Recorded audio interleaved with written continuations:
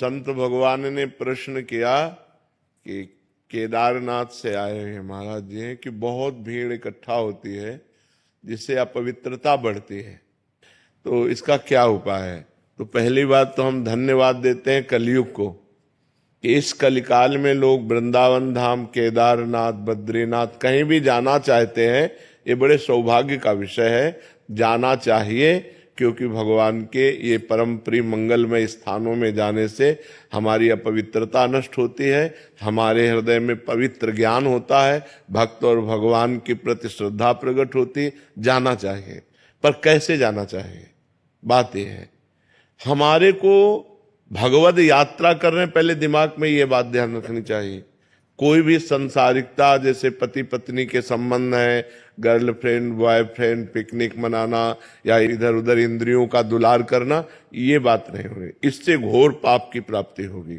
जैसे आप यहाँ कोई संसार में पाप हो जाए और आप वृंदावन धाम आए, केदारनाथ गए, बद्रीनाथ गए, तो आपके पाप नष्ट हो जाएंगे, क्योंकि परम पवित्र स्थान में ऐसी क्षमता है। लेकिन वहां पाप कर लिए आप, तो अब त्रिभुवन में कहाँ जाओगे। जहां आपको निष्पाप होने का स्थान भगवान ने बनाया है, यहां जब तप करोगे, व्रत उपवास करोगे तो तुम्हारा मंगल होगा।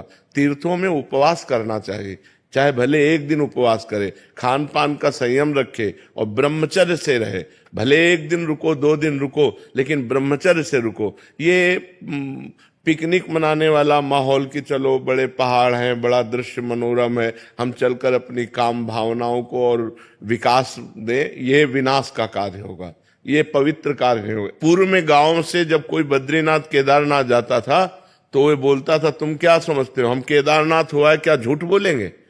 मतलब वो इस बात को साक्षी देते थे कि हम झूठ भी नहीं बोल सकते, क्योंकि हम केदारनाथ हुआ है, हम बद्रीनाथ हुआ है, हम भगवान के दर्शन करके आ गए, तो अब हम झूठ भी नहीं बोल सकते। और आजकल लोग गाड़ियों में जाते हैं, होटल बुक करते हैं और गंदी बातें करते हैं, सो ठीक नहीं है। जाना तो ठीक है, लेकिन ऐसे जाना ठीक नहीं कि पिकनिक मनोरंजन अपने मनाने के लिए आप वहां जाओ तो घोर पाप हो जाएगा और उसका निस्तरण नरक में ही होगा, फिर नरक भोगना पड़ेगा। इसलिए ऐसे लोग तो जाएं मत। जिनको विलासिता करनी है वो लोग जाएं, जो तप करना चाहते हैं, जो भजन करना चाहते हैं, जो उपवास करके अपने पापों का नाश करके भगवान के प्रति बढ़ना चाहते हैं, उनको जाना चाहिए। और ये जो लोग विलासिता के लिए जाते हैं, हम कहते हैं मत आओ, क्योंकि यहां पाप कर लोगे तो कहां जाओगे। अब बड़े बड़े होटल बने, होटल बुक किए और बंबई कलकत्ता की जैसी विलासिता करते हैं और पाप करके फिर यहां से चले जाते हैं, तो उनको कहां सुख शांति प्राप्त होगी। तो हम ये विनय करते हैं सबसे कि जैसे धामों में, तीर्थों में, भगवान के पवित्र स्थानों में जाया जाता, वैसे बनकर जाओ। गंदी बातें करने मत जाओ। गंदी बातें करना है तो अपना घर अच्छा है, क्योंकि जब कभी तुम्हारी सद्भावना बनेगी, चलो केदारनाथ चलते हैं, बद्रीनाथ, तो आप पवित्र हो जाओगे। लेकिन वहां यदि पाप किए तो कहां पवित्र होगे। दुनिया में कौन सा स्थान है जो इन पवित्र स्थानों में, भगवत धामों में पाप करने के बाद आप पवित्र हो सको। इसलिए ये भीड़ तो हम प्रणाम करते हैं, कम से कम कलयुग में लोग संतों के प्रति या भगवान के, नहीं तो कहा गया मंदिर सूने सूने होंगे, भरी रहेंगी मधुशाला।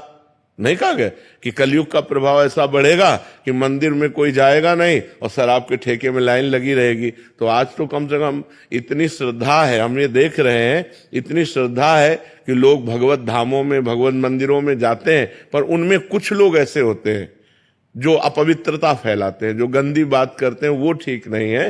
मगर धामों में तो अवश्य जाना चाहिए। भगवान ने कृपा करके अपने धाम को, जैसे बद्रीनारायण विशाल भगवान विराजमान है, जैसे केदारनाथ भगवान, काशी विश्वनाथ, 12 ज्योतिर्लिंग पूरे, भगवत धाम अयोध्या, भगवत धाम वृंदावन, ये सब इसीलिए प्रकाशित है कि जीव से भूल हो जाए, पाप बन जाए, गलती बन जाए, तो इन धामों में, तीर्थों में आने मात्र से, उपवास नाम जप आदि करने मात्र से वो पूर्ण निष्पाप हो जाता है। महाराज जी, कुछ लोग आते हैं कि जो पुण्य कार्य करते हैं, यहाँ भंडारा आदि या शबील आदि लगा ली, जिससे महाराज जी फिर उसके बाद कप वहीं पड़े हैं पूरे नहीं, ये उनको पाप लगता है, क्योंकि धाम में आकर आप पुण्य की भावना से अपवित्रता फैला रहे हो। ये जो दोना पत्तल खा पी के इधर उधर बोतलें फेंक देना है, ये अपवित्रता है। उनको ऐसी व्यवस्था करनी चाहिए कि वो सब चीजें एकत्रित करें और एकांत स्थल में जाके आग लगा दें या खोद के गाड़ दें या दूर ऐसा करें, धामों को अपवित्र न करें। अपवित्र करने से अगर वो समझते मैं पुण्य कर रहा हूं तो वो पाप कर रहे हैं। क्योंकि वो जूठा पत्तल एक भी संत के पैर में लग गया तो सारे पुण्य नष्ट हो जाएंगे। जो पवाया है और जो पाया है, दोनों को, पाने वालों को भी चाहिए और पवाने वालों को भी चाहिए कि वो इस बात का ध्यान रखें कि भगवत धामों को अपवित्र ना करें, भगवत धामों को गंदा ना करें। कि जहां मन आया मसाला खा के थूक दिया, जहां मन आया दोना और पानी की बोतल, ऐसे प्लास्टिक, वो भगवत धाम है, वो अपनी गाड़ी में रख लो और कहीं एकांत में जाकर उनको हटा दो, वो बात अलग है। लेकिन धामों को, तीर्थों को अपवित्र ना किया जाए।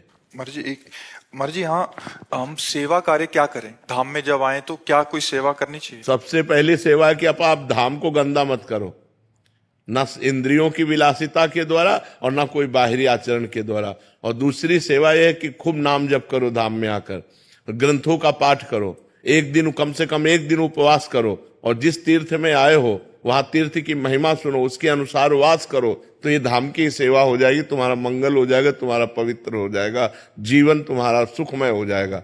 नहीं तो लोग धाम में जाते, अब जैसे पाप की भावना है और आप जा रहे हो तो हो सकता है आप दर्शन ही ना पाओ। तो अगर भाव से जाओगे तब तो मंगल होगा, अगर भाव से नहीं जाओगे तो इन्हीं धामों के जाने से आपका मंगल हो जाएगा।